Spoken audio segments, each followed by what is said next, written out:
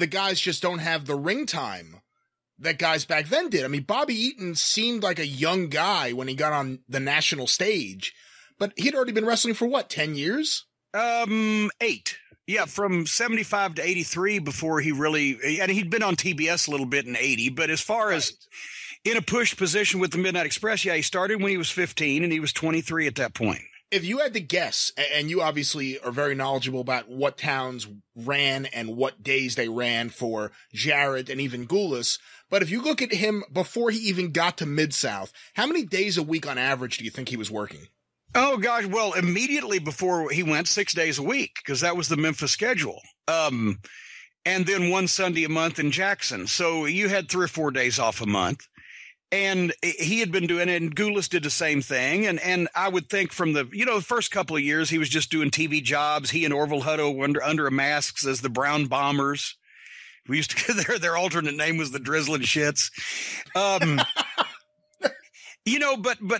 by the time that he was 18, he was wrestling 5 and 6 nights a week and did that pretty much regularly. And that's, that's unfortunately another thing is guys don't get the opportunity to be in the ring in front of people, but not being told exactly what to do or having an 8-minute pattern match. And on spot shows, this is another thing. Spot shows is where you learned all this shit, because if you're in Rabbit Ridge, Kentucky at the junior high school and, your spot fucks up, well, those 400 or 500 or 600 people saw it or whatever, but, you knew not to do that again.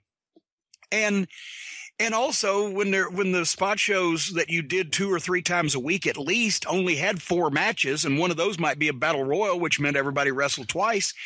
You were putting, even in the opening match, 15 or 20 minutes easily into, your workday, and you weren't going 100 miles an hour and doing every spot you knew how to do. You were learning to work. If you were in there with a veteran, you had your mouth shut and your ears open.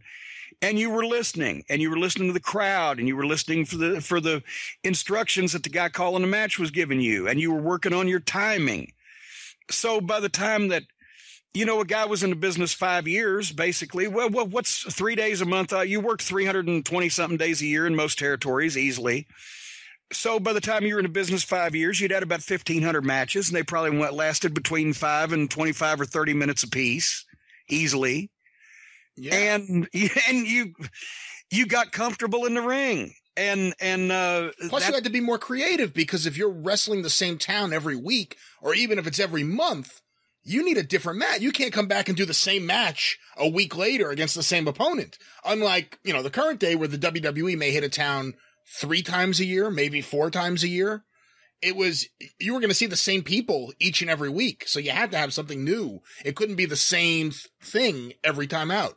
Well, yeah. And also, one of the things was guys didn't have matches back then. Guys had spots they liked to do or moves they liked to do, and they'd throw them in, but nobody had a match set because you would only use it once.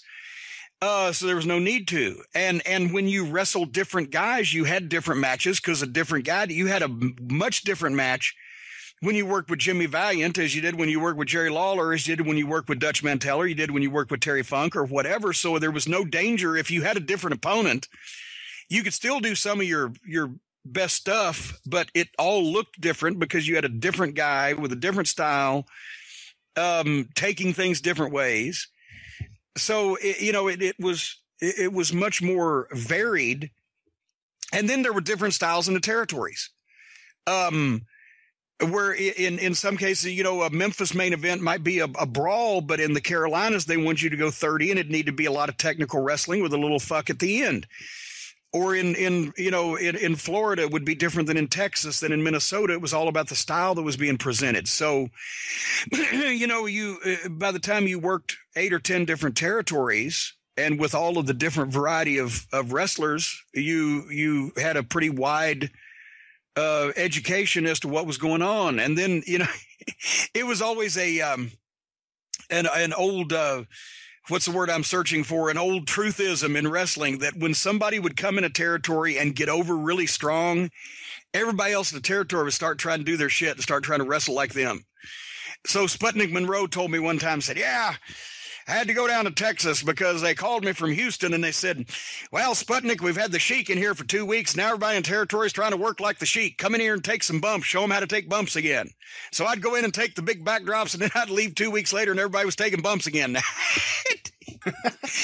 You know, that's guys would naturally, the style of what was going on top, unless you jerked a knot in their tail, they would all gradually by osmosis pick up, you know, stuff from your main event that was drawing, but then it would be too similar to the main event that was drawing. And the booker would say, hey, it's fucking just wrestle. The first match in the Carolinas for years, in all of their house shows, whether it be, I saw them in Cincinnati or in the Carolinas, and all the old Crockett fans will remember this. The first match on most house shows was a 20-minute draw between two underneath guys. The reason for was because, especially if they were drawing a big crowd, they want people to have time to get in the building, get their drink, get their popcorn, and get in their seats. So they didn't want to ring the bell late because you never held up a show. The bell time always came off right as advertised, but you would just put the stinker match that was there by design, that nobody wanted to see on purpose, so that they wouldn't feel like they missed anything by the time they got in their seats. Now everybody thinks the first match on the card has to be the main event at Starrcade 86 because, goddamn, your whole career depends on whether you dive out of the balcony into goddamn a pool of waiting catchers in the first match on a fucking 10-match card. What would Bill Watts have done in whatever town you want to think of? Let's say Oklahoma City. You know, let's say Tulsa, his hometown. Okay. Opening match, two guys. One guy takes the other guy to the floor, hits him with a chair, comes off the top rope, throws him back in. You know that big stick that Watts used to carry around? He would have been out at ringside walking the dog on both those motherfuckers, whichever one that did it and whichever the one put up with it. It would be both people. As a matter of fact, at the bottom of the booking sheets in a lot of territories was some of the standard rules. Nobody on the floor before intermission. No use of a gimmick unauthorized. I saw Bill Watts fine Ernie Ladd for using his taped thumb gimmick one night because the taped thumb had not been approved to be used in the match ahead of time by the booker. Because you didn't use gimmicks. And that was one of his biggest stars ever and his former booker. Yes. But it was because they had a match that night. There was going to be a heat finish where a gimmick was used. And so, therefore, there was no other gimmicks being used that night, so it would stand out. So he fined Ernie Ladd for using a taped thumb that he'd used for 15 fucking years before that, but it wasn't called for beforehand. A lot of, rules were obviously nobody run into the ring post because that should be a hospitalization since it's a metal ring post.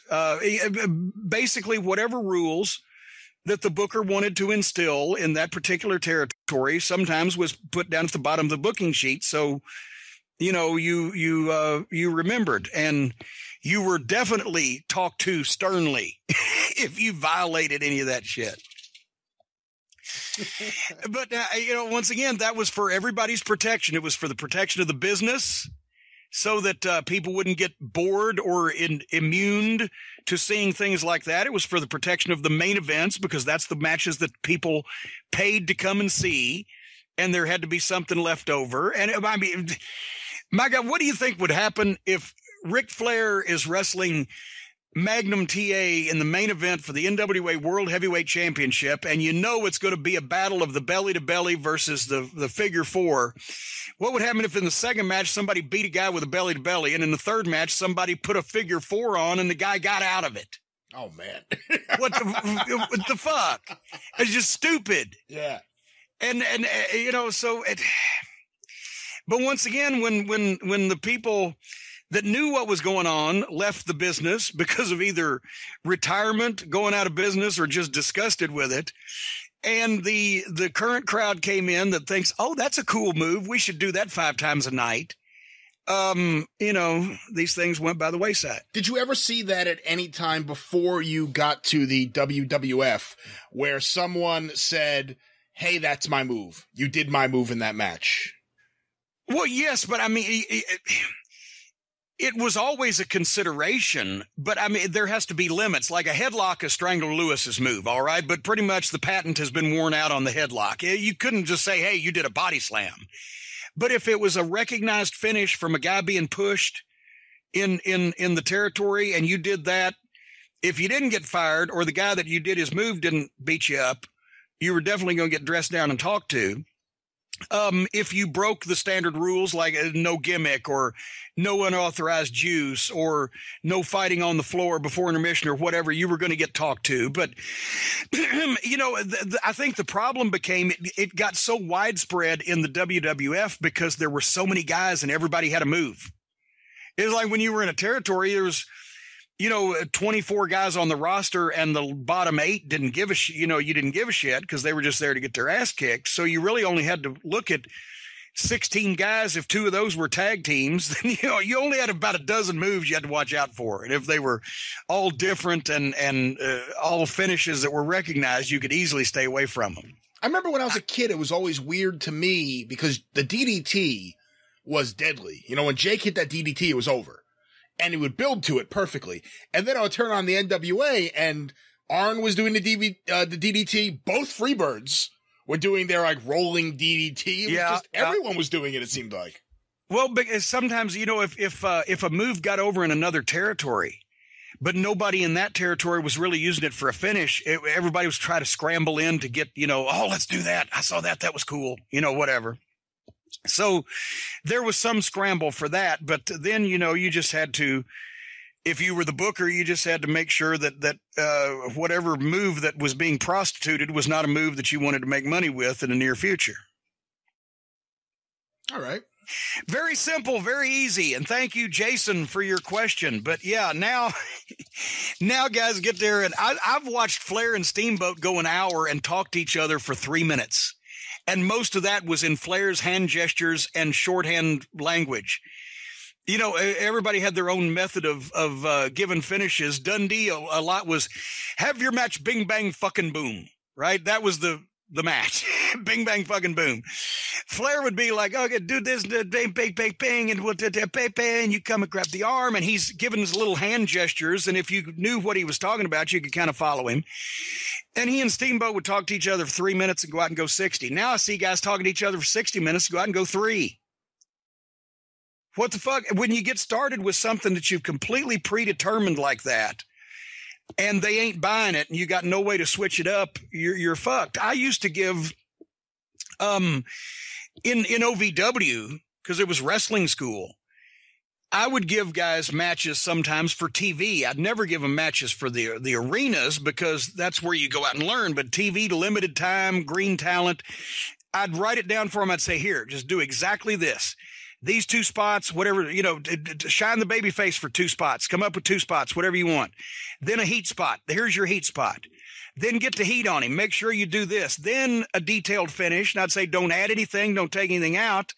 And if you do it right, you come out right on time. If you're long, that means your timing was the shits. If you're short, your timing was the shits. And that's the way they'd learn. But on house shows, we used to have a little deal. We did it on our Tuesday night events at a church gym downtown, where basically we would have 10 guys on the card, 5 matches. And it was a $5 ticket. And we would put the 5 baby faces' names on one of the boxes at the door, right? Where the people came in and got their ticket at the ticket table. They'd have a box with Brian last name and Jim Cornette's name and whoever's name, 5 of those.